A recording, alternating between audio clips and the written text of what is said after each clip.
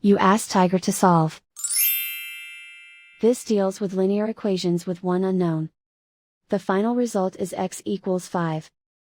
Let's solve it step by step. Group all constants on the right side of the equation. Add 2 to both sides. Simplify the arithmetic.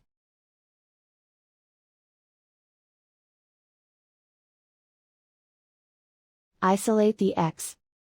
Divide both sides by 8. Simplify the fraction.